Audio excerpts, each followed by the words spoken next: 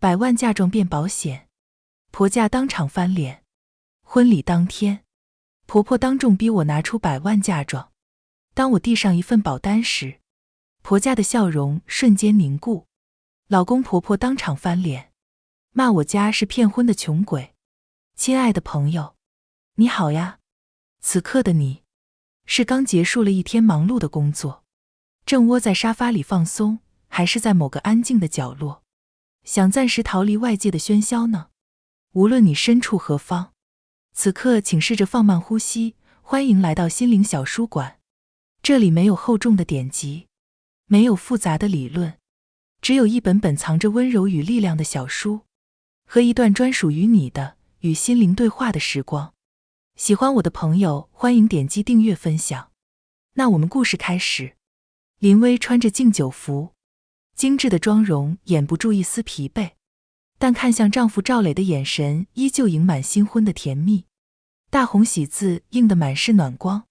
薇薇，累坏了吧？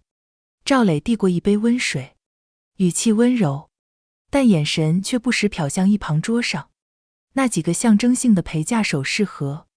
婆婆王桂芬坐在沙发上，脸上堆着笑，手指却无意识地搓着衣角，一副欲言又止的模样。林薇接过水，甜甜一笑，还好，就是脚有点酸。那个薇薇啊。王桂芬终于按捺不住，凑近了些，声音压低却难掩急切。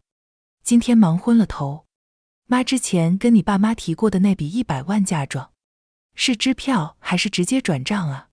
你看，小磊那个工程投标，下周就是最后期限了，这钱得赶紧到位。气氛微妙地凝滞了一下，林薇的心轻轻一沉，面上却不动声色。她放下水杯，从随身携带的手包里取出当家，而非预想中的银行卡或存折。妈，赵磊，他声音平静，带着一丝不易察觉的郑重。这就是我爸妈给我的嫁妆。赵磊脸上的笑容淡了些，疑惑地接过当家。王桂芬也伸长脖子凑过来，打开当家，是一份装订精美的保险合同首页影本，标题清晰醒目，终身寿险计划。投保人林薇，被保人林薇，保费总额100万元整。一瞬间，房间里的空气仿佛被抽干了。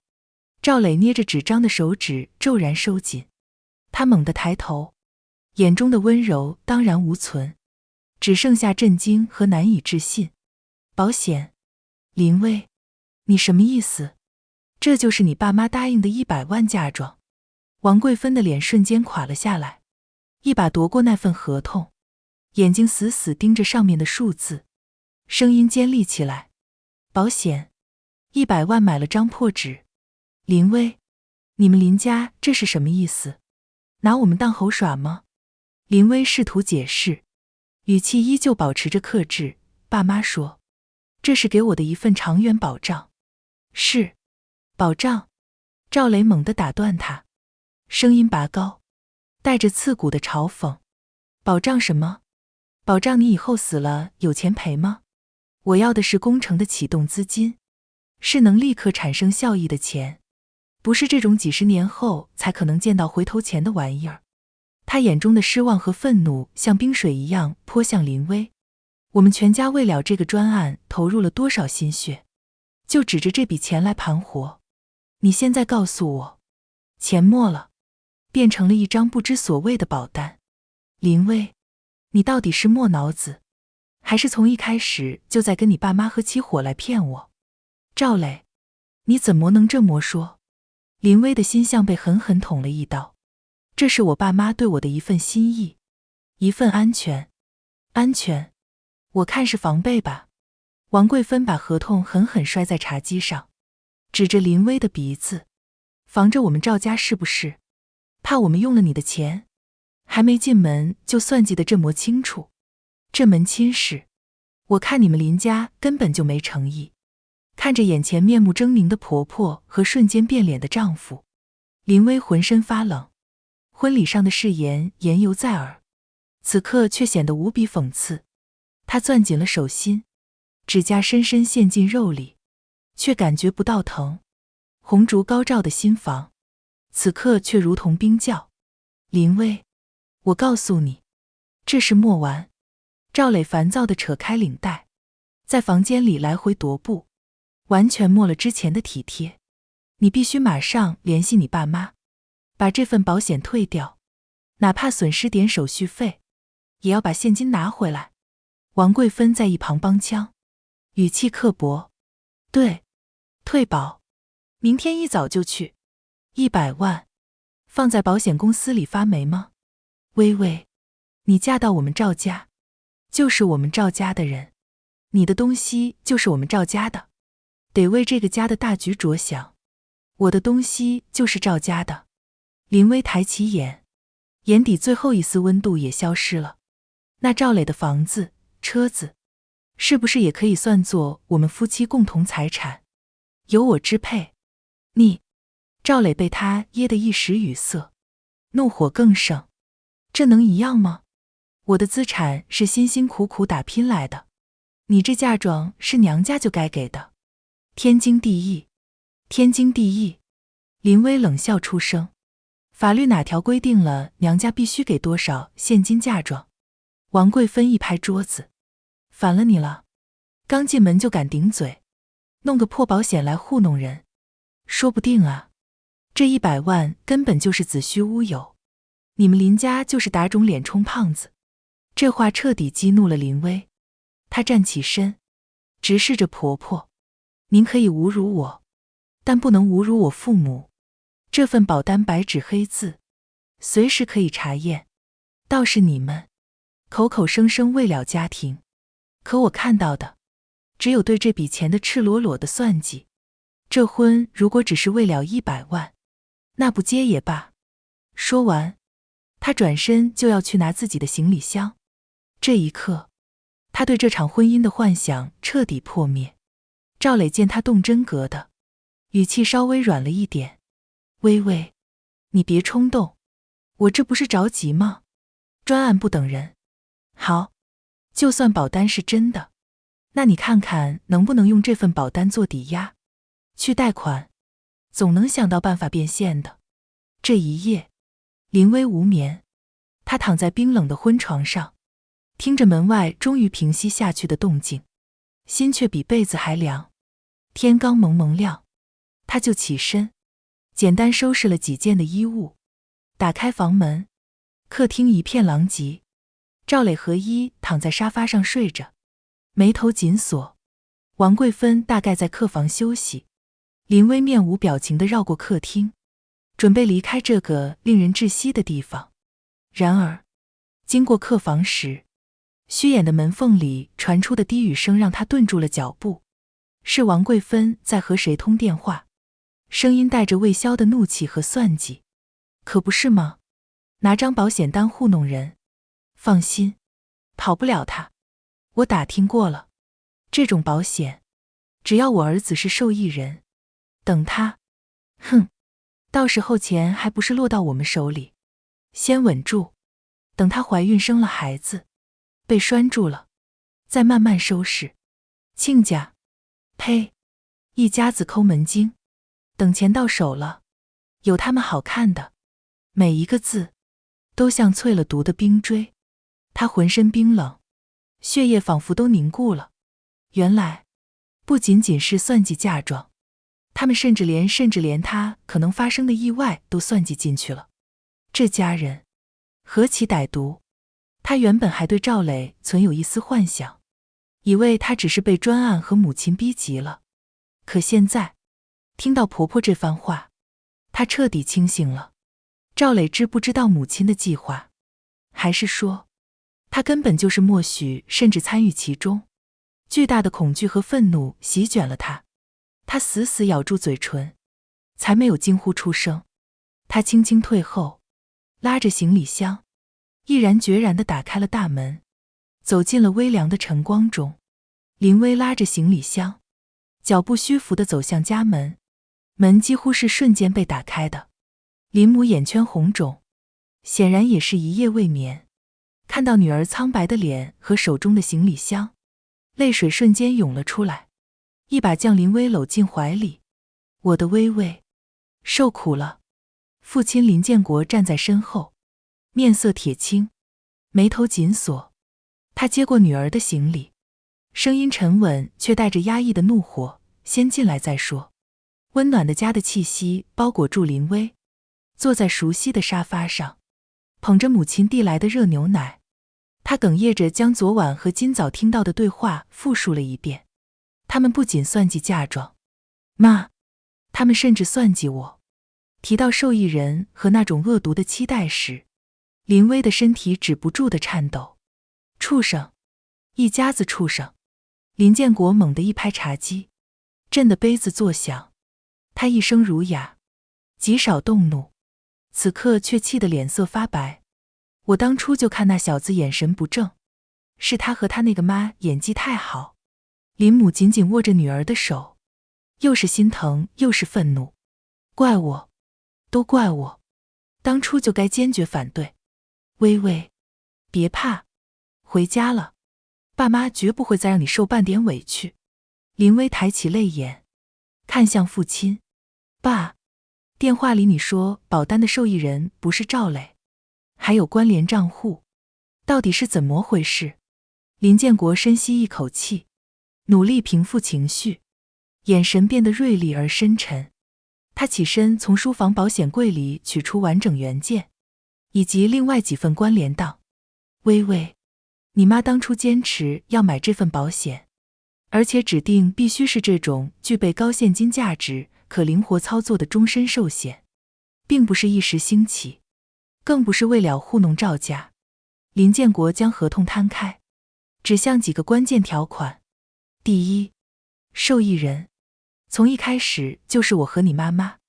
王贵芬那种恶毒的算计，根本就是痴心妄想。林父的语气带着不容置疑的坚决。林薇心中一块巨石落地，但更大的疑惑升起。那为什模式保险，而不是直接给我钱或者嫁妆？这就是第二点，也是关键所在。林建国指着保单贷款和现金价值条款，这100万保费一旦支付，就形成了这份合同独立的现金价值。这笔钱法律上明确属于你个人婚前财产，与赵磊毫无关系。林母接过话头，直接给你100万现金，或者打到你们共同账户。以赵家母子的德性，肯定会想尽办法弄走。但这份保单，他们想动，难如登天。退保损失巨大，需要你本人亲自办理。抵押贷款，贷出来的钱也是你的个人负债和个人财产，他们若用了，就是明确的债务关系，我们可以凭证据追讨。林薇恍然大悟，父母的爱并非简单的给予财富，而是为他构筑了一道坚固的法律和财务壁垒。还有第三点，林建国拿出另一份档，是一家知名信托机构的协议。这份保单的年金收益，在你年满35岁后，会自动转入这个以你个人名义设立的信托账户。这个账户是完全独立的，进行稳健投资，目的是为你提供长期稳定的现金流保障。赵家就算有通天的本事，也碰不到这个账户一分一毫。原来如此，一个精心设计的多重保护的财务盾牌，它既能防范婚姻风险，又能为女儿的未来提供长期保障，还巧妙地隔离了婆家的觊觎。它的背后是深谋远虑的父母。爸妈，我明白了。林薇擦干眼泪，眼神变得坚定而清亮。我知道该怎么做了。他拿出手机，直接拨通了赵磊的电话，并按下了录音键。电话响了很久才被接起，传来赵磊沙哑而不耐烦的声音：林薇，你跑哪儿去了？赶紧回来，退保的事还得……林薇直接打断他，声音冷静的没有一丝波澜：赵磊，我不会回去，也不会退保。你说什么？赵磊的音量立刻拔高：林薇，你别给脸不要脸，赶紧！还有，林薇再次打断，语气带着一丝冰冷的嘲讽：请你转告你母亲，不用再费心打听保单受益人的事了。受益人是我父母，从头到尾都是。你们那些见不得光的算计，可以省省了。电话那头瞬间死寂，只能听到赵磊粗重的呼吸声，显然被这个事实惊得措手不及。几秒钟后，电话里传来王桂芬抢过电话的尖叫声：林薇，你个扫把星，你骗婚！你们林家合起伙来骗我们，我要去告们！林薇冷笑一声：骗婚？婚礼全程有录影，亲友都是见证。你们赵家因为嫁妆不是现金就翻脸无情，威逼退保，甚至说出恶毒算计的话，需要我放一下录音吗？尽管去告，我随时奉陪。说完，不等对方反应，林薇直接挂断了电话，并将赵磊的所有联系方式拉黑。他抬起头：爸妈，我想请张叔叔过来一趟，有些法律上的事情，我需要提前准备。反击，从现在正式开始。他不仅要离婚，还要让赵家母子为他们的贪婪和恶毒付出代价。张律师很快就赶到了林家，是林建多年的好友，也是本市知名的民商事法律专家。林薇将事情经过，尤其是录音里王桂芬那番关于受益人和恶毒算计的言论，完整的播放给张律师听。张律师听完，眼神锐利，情况很清楚了，赵家母子的行为已经超出了普通家庭纠纷的范畴，威逼退保，属于胁迫。而录音中那种言论，虽然暂时难以构成刑事犯罪，但足以在离婚诉讼中证明对方存在重大过错，以及这段婚姻基础已彻底破裂，对你非常有利。张叔叔，我现在只想尽快离婚，并且确保他们不能再骚扰我和我的家人。林薇语气坚决：没问题。张律师点点头。第一步，发出律师函。律师函会明确要求他配合办理离婚手续，并停止一切骚扰行为。第二步，关于这份保单，张律师拿起保险合同。接下来，如果他们通过其他方式骚扰、诽谤，我们可以立即报警或提起名誉权诉讼。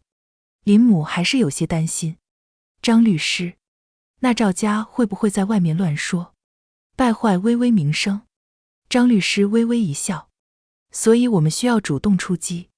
微微，你可以选择将事情有选择地告知几位关键亲友，或者在可控的社交平台发布一份冷静克制的声明，占据道德和舆论高地，法律加舆论，双管齐下。林薇深吸一口气，同意了这套方案。有专业法律人士撑腰，他感觉底气更足了。当天下午，一份措辞严谨、盖着律师事务所鲜红印章的律师函，便以快递形式寄往了赵磊的公司。赵磊坐在乱糟糟的客厅里，双眼通红。他刚刚接到合作方的最后通牒。王桂芬像热锅上的蚂蚁，嘴里不停咒骂着林家，各种难听的话层出不穷。就在这时，门铃响了，是快递员送来的律师函。赵磊拆开一看，脸色瞬间煞白，手抖得几乎拿不住纸张。什么东西？王桂芬抢过来，他不认识几个字，但律师函解除婚姻关系、停止骚扰这几个词还是看得懂的。他竟然请了律师。王桂芬气得浑身发抖。离，让他离。但这种骗婚的贱人，不能这么便宜他，得让他赔偿我们的损失。赔偿？妈，现在是我们要赔别人钱了。赵磊崩溃的大吼，将工程面临的绝境说了出来。王桂芬一听可能出钱，更是慌了神，眼神变得疯狂起来。不行，我们去找他，去他娘家闹。对，去闹。赵磊也被逼到了绝路，恶向胆边生，光脚的不怕穿鞋的，他们林家要脸，我们不怕，不拿出钱来，就别想安生。母子二人被愤怒和恐惧冲昏了头脑，完全失去了理智。林威一家刚吃完晚饭，门外突然传来了剧烈的敲门声和王贵芬尖利的叫骂声。林威，你个扫把星，害我儿子！你今天不把100万拿出来，我就死在你们家门口！林威心头一紧，看向父亲。林建国面色沉稳，对张律师点了点头，然后对林威和林母说：你们待在屋里，不要出来。他没有立即开门，而是先拿出手机，打开了录影功能，然后才缓缓将门打开一条缝。有什么事？好好说。林建国的声音冷静而有力。张律师此时从客厅走出来，亮出律师证，严肃地说：赵先生，王女士，我是林威女士的代理律师，你们现在的行为已经构成寻衅滋事和骚扰，律师函已经送达，请你们通过合法途径解决问题。如果继续在这里喧哗闹事，我们将立即报警处理。报警？吓唬谁啊？王贵芬撒泼打滚，有本事你报啊，让大家都来看看你们林家是怎么骗人的。他们的声音极大，已经引来了邻居的探头张望。林建国将手机录影对准他们，冷冷地说：你们说的每一句话我都录下来了，包括王女士你之前关于受益人和那些恶毒期待的话。林威也有录音，要不要我现在就放给邻居们听听？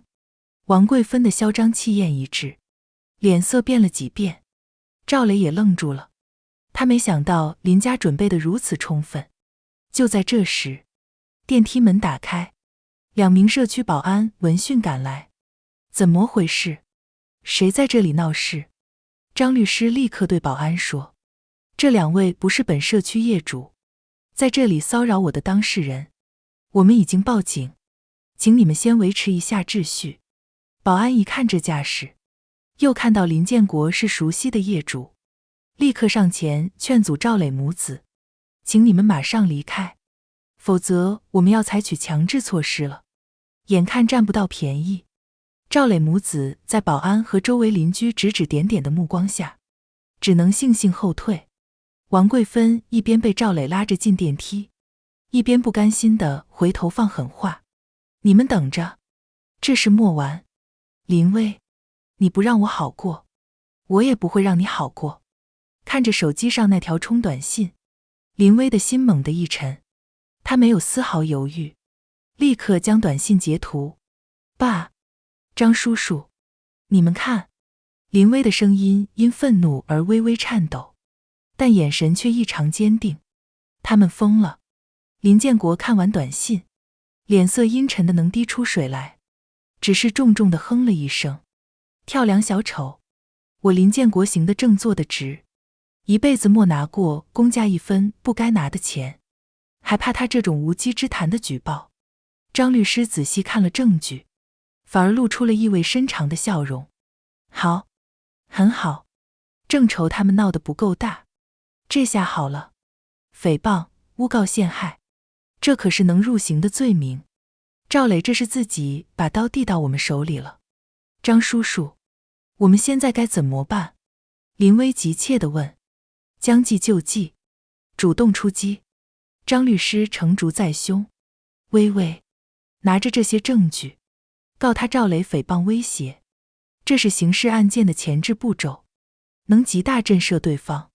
同时，林老哥，张律师转向林建国，您这边可以主动向单位纪检组做个情况说明，不是被动等待举报，而是主动澄清。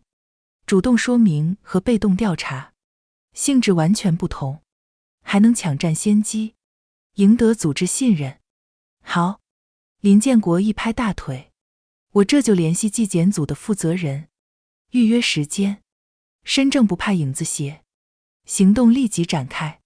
林威在张律师的陪同下，提交了报案材料。接待的民警听完叙述，看完证据，神色立刻严肃起来，当场受理了案件。并表示会依法传唤赵磊进行调查。另一边，林建国亲自去了单位，与纪检组负责人进行了坦诚沟通。负责人了解林建国的为人，组织上完全信任林建国，并会记录在案。如果对方真敢举报，必将严肃处理诬告者。赵磊发出那条短信后，就等着林威惊慌失措地来求他。然而，他等来的不是林威的妥协，而是派出所冰冷的传唤电话。他支支吾吾，试图辩解那只是气话，并非真的要去举报。气话，民警严厉地看着他。短信内容明确指向具体举报单位和虚假事实，这已经构成了威胁和诽谤的嫌疑。林威女士方已经明确表示要追究你的法律责任，你现在涉嫌违反治安管理处罚法，甚至可能触犯刑法中的诽谤罪、诬告陷害罪。赵磊吓得脸都白了，冷汗直流。他原本只是想吓唬一下林威。远景同志，我错了，我真的就是一时糊涂，吓唬他的，我道歉，我马上道歉。赵磊彻底怂了，再也没有了之前的嚣张气焰。赵磊不得不当场写下拒绝悔过书，保证不再骚扰、威胁林威及其家人，并删除相关威胁资讯。派出所就此事对赵磊进行了严肃的批评教育，并记录在案，明确告知若再犯将依法严惩。从派出所出来，赵磊如同霜打的茄子，失魂落魄，偷鸡不成蚀把米，不仅没吓住林家，自己反而差点背上案底，名声扫地，工程违约的巨额赔偿像箭悬在头顶。母亲王桂芬除了咒骂也已无计可施。就在他觉得自己快要被逼疯的时候，那个神秘电话成了他眼中唯一的救命稻草。他按照电话里的指示，来到城郊一个偏僻的茶室包间，里面坐着一个戴着眼镜、看起来斯文却眼神精明的中年男人，自称吴先生。赵先生，你的情况我了解。吴先生慢条斯理的侦查林威那份保单，现金价值100万，是笔活钱，我有办法让他自愿把这笔钱借给你。赵磊听得心惊肉跳，你想干什么？违法的事我不能做。吴先生阴冷一笑，谁说一定要违法？比如制造一场意外债务，让他不得不抵押保单方法多的是。至于我的报酬，他顿了读，你工程专案的50%干股，以及那笔借款的20%作为佣金。赵磊在贪念驱使下，竟然鬼使神差的没有立刻拒绝，只是嘶哑着说，我考虑一下。赵磊并不知道，从他接到那个电话开始，他就已经踏进了一个精心布置的陷阱。那个吴先生，正是林建国和张律师商议后安排的一场钓鱼行动，目的是摸清赵磊的底线，并获取他企图不轨的直接证据。当赵磊还在犹豫是否要铤而走险时，林威这边已经拿到了决定性的证据。这份录音不仅坐实了赵磊在婚姻中的恶意，更揭示了他企图勾结外人进行欺诈的意图，性质极其恶劣，可以收网了。张律师冷静地说。林威拿着这份录音副本，再次约见了赵磊。他没有多余的废话，直接播放了录音的关键部分，听着自己和吴先生的对话在房间里回荡。赵磊的脸由红转白，最后一片死灰，他像被抽空了力气，瘫坐在椅子上，惊恐地看着面无表情的林威和目光锐利的张律师。赵磊，这是刑事犯罪的预备阶段证据。张律师声音冰冷，我们现在就可以把他交给警方，后果你应该清楚。不要，微微，我错了，我是一时糊涂，我没想真那么干。赵磊彻底崩溃，语无伦次的哀求，我同意离婚，我什么都同意，求你别告我。林威看着他这副摇尾乞怜的丑态，心中最后一丝波澜也平息了。签了这份离婚协议，林薇将早已准备好的当推到他面前，协议条款清晰，双方自愿离婚，无共同财产纠纷，无子女抚养问题，婚姻存续期间各自名下债务各自承担。签了它，这份录音的原件可以销毁，我们两清。这是最后通牒，也是给他唯一的退路。赵磊几乎没有任何犹豫，颤抖着手签下了自己的名字。对他而言，能摆脱可能的牢狱之灾，已是万幸。离婚手续办得出奇的顺利，秋高气爽。林薇坐在自己新租的洒满阳光的公寓里，窗外是繁华的都市景象。这3个月，他仿佛重活了一次。他利用自己的专业知识和之前积累的资源，他投入工作，才华和努力很快得到了认可，拿到了第1个独立专案的奖金。偶尔，他会从共同朋友那里听到赵磊的消息，工程彻底失败，背上了沉重债务，和母亲搬离了原来的房子，不知所踪。听说，那个吴先生后来还真去找过赵磊的麻烦，因为他浪费了他们的时间。这些消息听在林薇耳中，已如陌生人的故事，激不起半点涟漪。这天，他收到了银行短信，是保单产生的第1笔小额分红到账了。看着荧幕上数字，他微微一笑，打开电脑，开始构思下一个更具挑战性的专案方案。他曾经以为婚姻是终点，现在明白，独立和成长才是永恒的旅程。那份100万保单，曾照见人性的丑陋，也最终成为了他新生的注脚。未来，在他自己手中。今天的心灵小书馆到这里就要和大家说再见了。记得把这份温暖也分享给身边需要的人。喜欢我的朋友，欢迎点击订阅分享，让更多人能在文字里找到慰藉。下一期心灵小书馆，我们会带着新的温暖文字与你相遇，不见不散呀，亲爱的朋友。